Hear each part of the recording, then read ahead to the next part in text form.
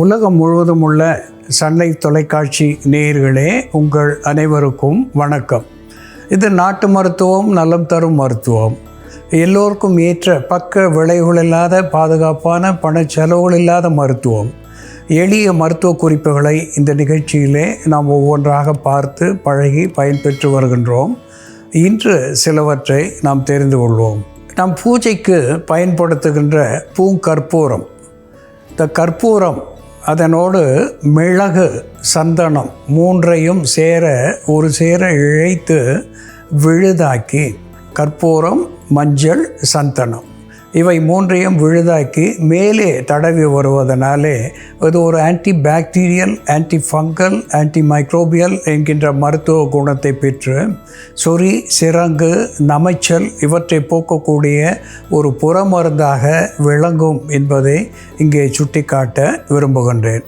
அன்பான நேயர்களே, எக்லிப்டா ப்ராஸ்டேட்டா என்று தாவர பெயராலே சுட்டப்பெறுவது கரிசாலை. இதிலே மஞ்சள் கரிசாலை இலையை சாறு எடுத்து 500 ml சாரோடு 500 ml கேஸ்டர் ஆயில் என்று சொல்லக்கூடிய சுத்தமான விளக்கெண்ணெயை சேர்த்து 1/4 கிலோ அளவுக்கு அல்லியம் சாட்டிவம் என்று சொல்லக்கூடிய கார்லிக் பூண்டு சேர்த்து, அதாவது கரிசாலை சாறு 500 ml, விளக்கெண்ணெய் 500 ml, பூண்டு 1/4 கிலோ அளவுக்கு ஒரு சேர ஒன்றாக கலந்து அதை தைல பதத்திலே காய்ச்சி வைத்து கொண்டு காலையிலே ஒரு தேக்கரண்டி, மாலையிலே ஒரு தேக்கரண்டி என்று அன்றாடம் ஒரு மண்டலம் உண்டு வருகின்ற நிலையிலே மஞ்சள் காமாலை என்று சொல்லுகின்ற ஜாண்டிஸ் என்கின்ற நிலையிலே இருந்து நமக்கு விடுதலை தரும். மலச்சிக்கலை போக்கக்கூடியதாக இது விளங்கும். பசியை தூண்டக்கூடியதாகவும் உடலுக்கு பலம் தரக்கூடியதாகவும் உள் உறுப்புகளுக்கு நலம் தரக்கூடியதாகவும் பித்த மயக்கம் போன்றவற்றை போக்கக்கூடியதாகவும் இந்த விளக்கெண்ணெய், கரிசாலை கலந்த தைலம் நமக்கு பயன் தரும் என்பதிலே ஐயமில்லை.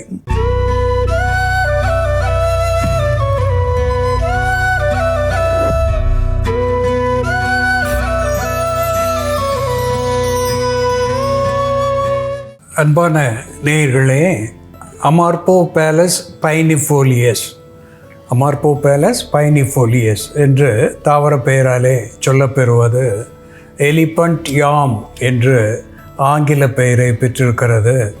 கருணைக்கிழங்கு என்று தமிழிலே இதற்கு பெயரை சொல்லியிருக்கிறார்கள். கருணை என்கின்ற பொழுது நாம் மற்றவரிடம் காட்டுகின்ற அன்பு, அனுதாபம் என்பதை குறிக்கக்கூடிய ஒன்றாக விளங்குகிறது. இதற்கு கருணையை பெயராக வைத்திருக்கிறார்கள். கருணை கிழங்கு இது நமக்கு அனுதாபம் காட்டுவது போல, கருணை காட்டுவது போல உணவாகி மருந்தாகிறது. இது மலச்சிக்கலை போக்கக்கூடிய ஒன்றாக விளங்குகிறது. இதில் குளுக்கோமேனன் என்று சொல்லக்கூடிய வேதிப்பொருள் மிகுதியாக இருக்கிறது. இந்த குளுக்கோமேனன் என்கின்ற வேதிப்பொருள் செரிப்ரல் நர்வ்ஸ் என்று சொல்லக்கூடிய மூளை நரம்புகளுக்கு பலம் தருகிறது. கார்டியோவாஸ்குலர் டிசார்டர் என்று சொல்லக்கூடிய இதய நாளங்களினுடைய துன்பங்களை போக்கக்கூடியதாக விளங்குகிறது. குருதி ஓட்டத்தை சீர் செய்கிறது.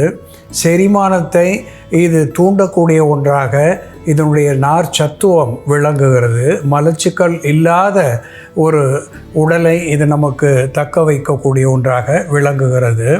அதோடு கூட இது கருணை என்கின்ற வகையிலே சர்க்கரை நோயை குறைக்கக்கூடிய ஒன்றாக விளங்குகிறது.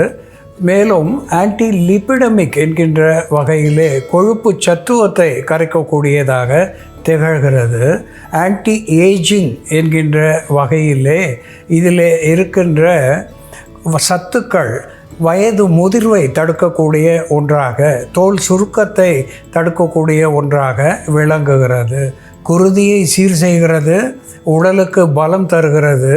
அதனாலே இந்த கிழங்கு வகைகளிலே முள்ளங்கியையும் கருணையையும் மட்டுமே மிகுந்த மருத்துவ குணமுடைய கிழங்குகள் என்று மருத்துவம் கூறுகிறது. இந்த கருணைக்கிழங்கு எப்படி மருந்தாகிறது என்று செயல்முறையிலே பார்ப்போம் வாருங்கள். நேயர்களே, நாம் இன்னைக்கு கருணைக்கிழங்கோட மருத்துவ குணங்கள் என்ன, நம்ம உணவாக பயன்படுத்தக்கூடிய கருணைக்கிழங்கை எப்படி மருந்தாக பயன்படுத்துறது, எதற்கெல்லாம் மருந்தாக பயன்படுத்துறதுன்னு பார்க்கலாம். முதல்ல நாம் கருணைக்கிழங்கை பயன்படுத்தி மலச்சிக்கல், மூலத்தினால் ஏற்படக்கூடிய ஆசனவாய் வெடிப்பு மற்றும் ஆசனவாயில் உண்டாகக்கூடிய வலி இவற்றை தணிக்கக்கூடிய ஒரு கஞ்சி. அதே போல் பெண்களுக்கு மாதவிடாய் காலத்தில் ஏற்படக்கூடிய அதிகப்படியான வயிற்று வலி மற்றும் இடுப்பு வலியை போக்கக்கூடிய மருந்து, அதிகப்படியான உதிரப்போக்கையும் கட்டுப்படுத்தக்கூடிய ஒரு கஞ்சி இப்போ தயார் பண்ணலாம். இதற்கு தேவையான பொருட்கள்: வேக வைத்த கருணைக்கிழங்கு, சீரகப்பொடி, கல்லுப்பு, விளக்கெண்ணெய். நம்ம தோல் சீவிட்டு வேக வச்சுருக்க கருணைக்கிழங்கு எடுத்துக்கலாம். இதோட உப்பு சேர்த்து, கல்லுப்பு சேர்த்து அரைச்சிடலாம். நம்ம நார்மலாக உணவாக சாப்பிடும் பொழுது இதை காரம் உப்பு எல்லாம் சேர்த்து நம்ம எண்ணெயில் பொரிச்சோ அல்லது வேக வச்சோ சாப்பிடுவோம். ஆனால் கருணைக்கிழங்கு அதிகம் காரம் சேர்க்காமல் நம்ம எடுத்துக்கும் பொழுது தான் அதோட முழு பலன் கிடைக்கும் நமக்கு. இந்த கருணைக்கிழங்கோட நம்ம வேக வைத்த கருணைக்கிழங்கோட கல்லுப்பு சேர்த்துடலாம். கல்லுப்பு சேர்த்து தண்ணி விட்டு அரைச்சிடலாம். வாரம் 2 முறை நம்ம கருணைக்கிழங்கை உணவில் சேர்த்துட்டு வரும்பொழுது அது இரத்தத்தில் உள்ள கொலஸ்ட்ரால் அளவு அதிகமாகாமல் பார்த்து கொள்ளக்கூடிய ஒரு மருந்தாகவும் மலச்சிக்கலை போக்கக்கூடிய மருந்தாகவும் இருக்கும். பொதுவாக சுகர், பிபி, கொலஸ்ட்ரால், ஒபிசிட்டி போன்ற பிரச்சனை இருக்கிறவங்க எல்லா கிழங்குகளையுமே தவிர்க்கிறது நல்லதுன்னு சொல்லுவாங்க. ஆனால் கருணைக்கிழங்கு ஒரு எக்ஸப்ஷன். நம்ம வாரம் 2 முறை கூட அதிகம் எண்ணெய் விடாமல் கருணைக்கிழங்கை வேக வச்சு நம்ம சாப்பிட்டுட்டு வந்தோம்னா ரத்தத்தில் உள்ள கொலஸ்ட்ரால் அளவு கம்மியாகும். கேஸ் ட்ரபிள், மலச்சிக்கல் போன்ற பிரச்சனைகள் இருக்காது. இப்போ இந்த கருணைக்கிழங்கோட நம்ம கொஞ்சம் தண்ணி விட்டு அரைச்சிடலாம்.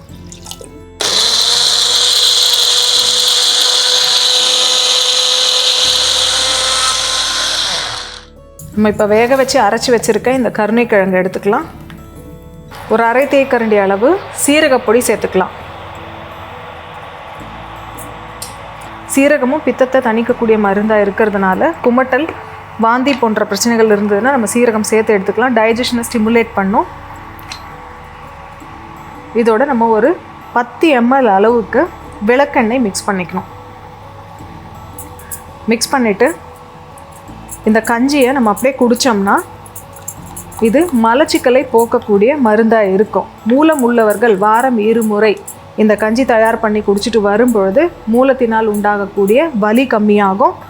மூலம் சீழ்பிடிக்காமல் பார்த்து கொள்ளக்கூடிய ஒரு மருந்தாகவும் இருக்கும். அதே போல் மாதவிடாய் காலத்தில் பெண்களுக்கு உதிரப்போக்கு அதிகமாக இருந்ததுன்னா இந்த கஞ்சி குடிக்கலாம்.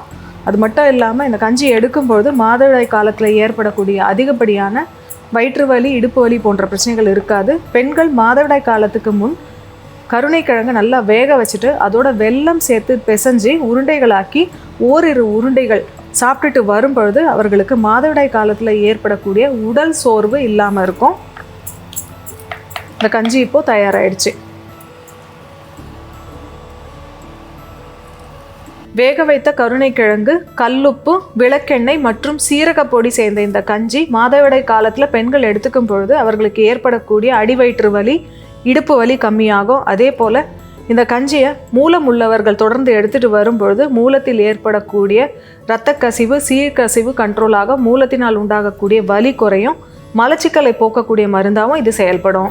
அன்பான நேயர்களே, அமார்போ பேலஸ் பைனிஃபோலியஸ் என்று சொல்லக்கூடிய எலிஃபண்ட் யாம் என்ற ஆங்கில பெயரை பெற்றிருக்கின்ற கருணைக்கிழங்கு ஒரு அற்புதமான உணவு மருந்தாகிறது.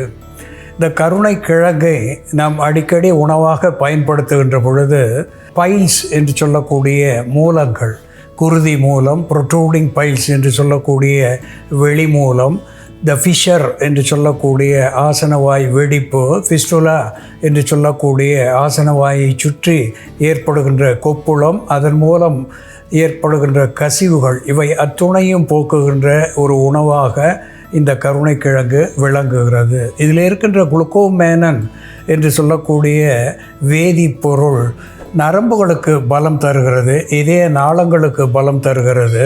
மெமரி பூஸ்டர் என்று சொல்லக்கூடிய வகையிலே மூளை நரம்புகளுக்கு பலம் தந்து ஞாபக சக்தியை அதிகப்படுத்தக்கூடிய ஒன்றாக விளங்குகிறது. த ஹார்மோனல் இம்பேலன்ஸ் என்று சொல்லக்கூடிய வகையிலே குறிப்பாக த மெனோபாஸ் என்று சொல்லக்கூடிய மாதவிலக்கு நின்ற பிறகு இந்த எஸ்ட்ரோஜன் சுரப்பு குறைவதனாலே ஏற்படுகின்ற பல்வேறு தொல்லைகளுக்கு இது ஒரு அற்புதமான மருந்தாகி பயன் தருகிறது.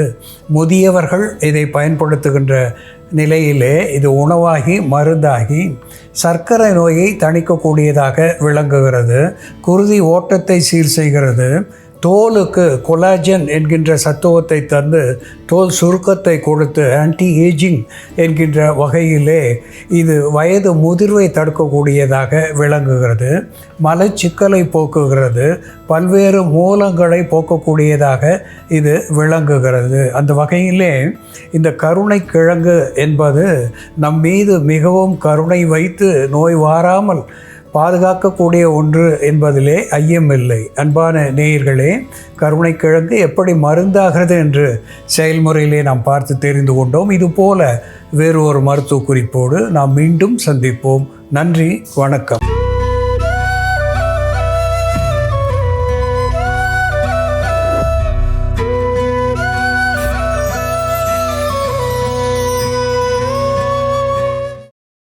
இன்னும் பல வீடியோக்களை காண சன் லைஃப் சேனலை சப்ஸ்கிரைப் பண்ணுங்க.